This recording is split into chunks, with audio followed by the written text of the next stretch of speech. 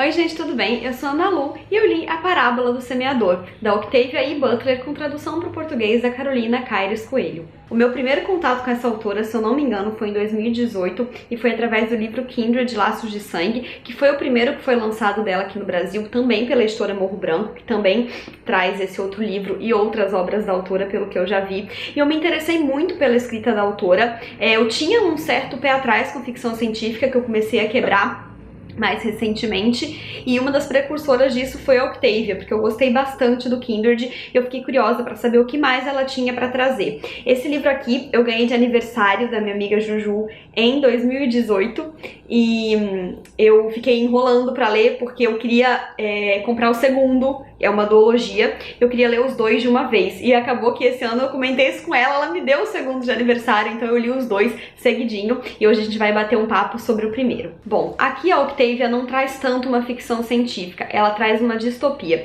e uma distopia dessas que assusta bastante, porque assim mais ou menos como acontece em O Conto da Aia, da Margaret Atwood, a Octavia meio que observou a vida ao seu redor e pensou em coisas que já existem de forma isolada e conjugou, né, numa grande explosão de tudo que é ruim e que tem muita chance de acontecer no mundo. Então aqui eu fiquei muito em dúvida, eu queria deixar claro do que eu poderia falar ao falar desse livro, porque como acontece muita coisa, eu fico em dúvida se eu falar até onde é spoiler, mas eu resolvi me ater e ficar mais tranquila em relação ao que eu posso falar, porque na sinopse ela já diz que em um mundo assolado de caos e destruição por causa principalmente das mudanças climáticas, um dia o bairro em que a protagonista morre pega fogo, matando sua família, e ela vai viver então uma jornada. Os primeiros 2 anos desse livro, porque ele é narrado em anos, se eu não me engano, ainda são da menina em casa com a família. Por isso que eu tava muito em dúvida do que eu poderia contar. Será que eu não devia contar da jornada? Mas a jornada é o principal do livro.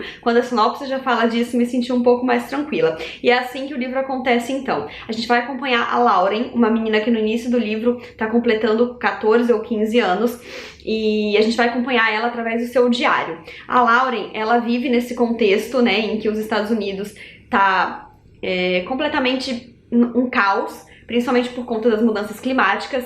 A água custa muito caro porque ela tá bem escassa, com isso os alimentos também, e as pessoas hoje em dia, as pessoas que têm um pouco mais de dinheiro, mas não ainda uma condição tranquila, vivem em bairros murados para tentar se proteger, porque é claro que a violência foi pro ápice, as pessoas se atacam por causa de falta de comida, de falta de água, e portanto, então, as pessoas tentam viver em pequenas comunidades para se proteger. Uma outra grande questão nesse mundo aqui é que as pessoas são viciadas em uma droga que faz com que elas queiram tacar fogo nas coisas. Elas sentem um prazer quase que orgástico quando elas veem coisas pegando fogo.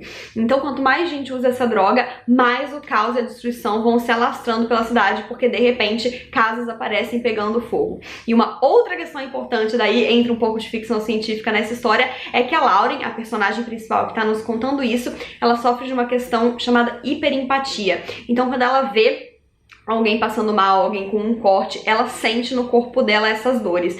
E ela sabe que isso é uma ilusão, que ela não tá sentindo de fato, ela sente a dor, mas ela não tem o corte, ela não tá correndo risco. Isso não impede que ela sinta essa dor. E não é só a Lauren que tem isso, né?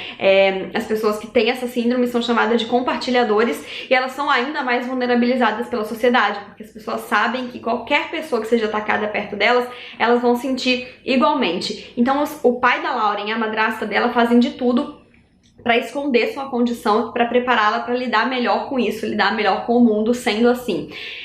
Sim, ela é criada pela madrasta porque a mãe dela morreu logo após o parto. E essa questão da síndrome da hiperempatia da Lauren vem justamente de uma droga chamada Parasecto, que a mãe dela usava e era viciada, inclusive, durante a gravidez. Esse é o pano de fundo da personagem principal. A gente vai acompanhar a história toda através de diários dela.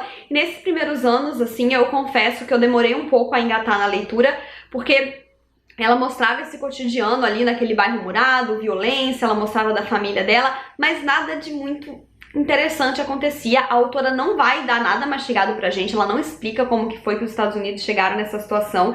Ela começa a história com o diário da Lauren falando já no meio do caos, e ela nunca vai explicar o que aconteceu. A gente vai ter que meio que ir entendendo, até porque não é nada, infelizmente, muito distante da nossa realidade, e a autora publicou isso aqui nos anos 90, tá? Interessante pensar. Só que a história se passa, ó, a partir de 2024. Então pensar que o livro foi publicado há 30 anos atrás e que agora a gente tá chegando no período em que ele se passa é interessante, né? Achei interessante ler por essa época, mas não menos assustador. E bem, a Laura então vai contando em poucos fragmentos de diário sobre a vida dela, e ela comenta também que o pai dela, ele é um pastor batista, então a família dela é super religiosa, eles frequentam os cultos e tudo, e a gente percebe ela falando que ela é uma pessoa de muita fé, só que ela não acredita nos dogmas da religião do pai dela, e ela começa meio que a criar o próprio, e à medida que o tempo vai passando ali, ela, além de ir criando dentro da cabeça dela e registrando a própria religião, ela vai juntando artefatos que ela acredita que ela pode precisar no dia que ela tiver que empreender uma jornada pra fora dali, que ela sempre imagina que vai acontecer, não exatamente da forma que acontece. Um dia, o bairro que ela mora é atacado, eles incendeiam um bairro inteiro, pessoas que estão usando a droga que eu citei. Ela se depara com a família toda morta, desaparecida, e resolve que agora é a hora de empreender a jornada dela. Então ela pega as coisas dela e ela vai viajar. Ela vai andando a pé, o plano principal dela é ir pro norte, que é meio que o plano de todo mundo que quer fugir dali, é alcançar o Canadá, é chegar no Canadá. Só que ela acaba encontrando ali o Harold e a Zara, que são outras duas pessoas que também moravam ali no bairro, que também estão sozinhas. A Zara é ex-esposa de um cara que tinha várias esposas, e o Harold é um menino um pouco mais jovem, mais ou menos da idade dela, que também perdeu a família ali, e eles resolvem então partir os três juntos. E o grosso do livro é essa jornada, e eu amei acompanhar essa jornada, foi aí que o livro pegou pra mim, porque é aquela coisa, eles vão sair os três em busca de encontrar algo maior, e ao longo do caminho eles vão, é claro, se deparar com muita violência, com muita fome, com muita devastação e, claro, vão se encontrar também com outras pessoas, né? Algumas que eles vão aprender a não encarar como inimigos. E é difícil, quando você tá numa jornada tão vulnerável, você tentar separar o joio do trigo, né? E saber quem que pode ser amigo, quem que pode ser inimigo. Só que a Lauren percebe desde o início que ela precisa da força de uma comunidade. Quanto mais pessoas juntas, mais eles podem se proteger, menos eles ficam vulneráveis.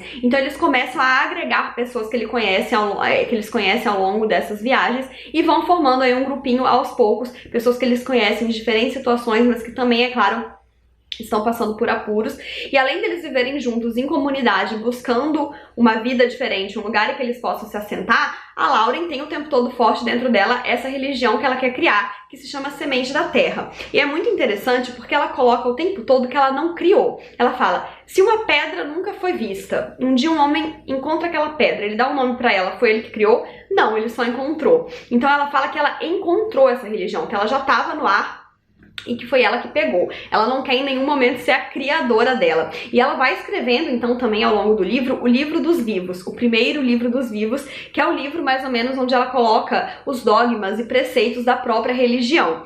E o mote principal dessa religião é Deus é mudança. Ela fala assim, tudo que você muda, você toca, tudo que você toca, muda você. Deus é mudança, Deus é o caos. Ela quer o tempo todo pregar isso, porque na verdade ela tem muito medo das mudanças e ela entende o quanto as mudanças assolaram a vida dela, e ela sabe que ela precisa entender que Deus é isso, porque ela tem muita fé, e ela quer ter fé na própria vida. Então é interessante como ela vai criando isso. E a autora diz aqui, né, nessa edição que eu mostrei da Morro Branco, tem um bate-papo com a autora no final do livro bem interessante, onde a autora fala um pouco do que ela tirou pra criar a Semente da Terra, né? Até porque no fim das contas foi a autora que criou essa religião. E ela conta que era observando o mundo e qual é a maior força propulsora do mundo? A mudança. Então a mudança tinha que ser Deus.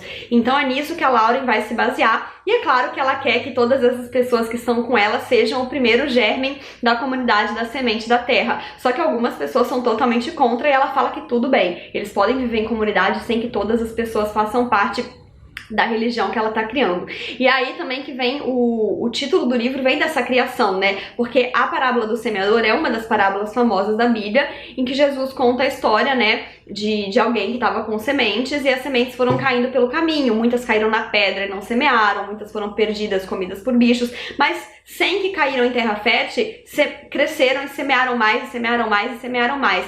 Então o que a Lauren também quer defender é que por mais que sejam poucas as pessoas que topem essa pira junto com ela, da religião dela, ela vai se semear de alguma forma, de pouquinho em pouquinho. Eu Não desrecomendo esse livro para quem não é nada religioso, porque eu acho que esse não é o mote principal. Apesar de estar no título e apesar de ser o grande mote da vida da Lauren, isso é colocado dentro da distopia de uma maneira bacana e muito mais reflexiva, eu diria, do que religiosa. Porque aquilo, a Lauren tem fé, ela não acredita na religião a qual ela foi criada e ela quer buscar um outro caminho de viver essa fé. Mas eu acho que o mais importante do livro é mesmo a gente pensar nessa distopia, nesse caos, nessa destruição e de como as pessoas juntas conseguem lidar com ela de uma melhor maneira. É um livro que dói, é um livro difícil de pensar que é uma realidade não muito distante da que a gente vive. A gente vê as mudanças climáticas acontecendo. Tem países e povos que já vivem com falta de água, com escassez de alimentos. Então, se a gente junta tudo isso, né, e coloca tudo no mesmo lugar, a gente entende que o que resta? Caos e destruição. E como as pessoas sobreviveriam a isso? Como uma pessoa hiper empática sobreviveria a isso, vivendo em grupo e vendo outras pessoas ali com quem ela conhece, com quem ela troca, se machucarem, né?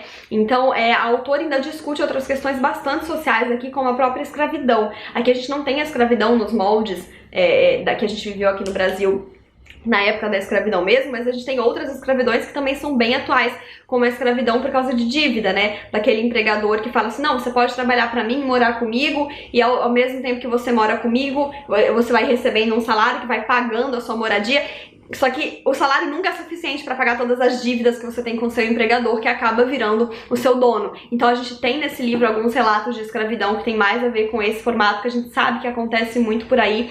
Então, enfim, a autora tem uma mão muito, muito boa para discutir problemas sociais, sem que o livro se torne estritamente panfletário. Tudo isso está muito bem colocado dentro da história. Eu gostei muito do livro, é um livro que eu recomendo. E eu acredito que semana que vem eu já venha falar com vocês sobre a continuação dele. A ideia era ser uma trilogia, só que a autora acabou desistindo de escrever o terceiro por um tempo, depois ela faleceu antes de poder continuar, então ficamos com 2 livros mesmo, e o segundo já tem uma pegada um pouco diferente, porque a gente tem uma outra narradora na história. Então é isso, gente, eu espero que vocês tenham gostado desse vídeo, não esqueçam de se inscrever no canal se ainda não forem inscritos, e deixarem um joinha se curtiram, porque isso ajuda muito o canal a crescer. Um beijo e até a próxima. Tchau!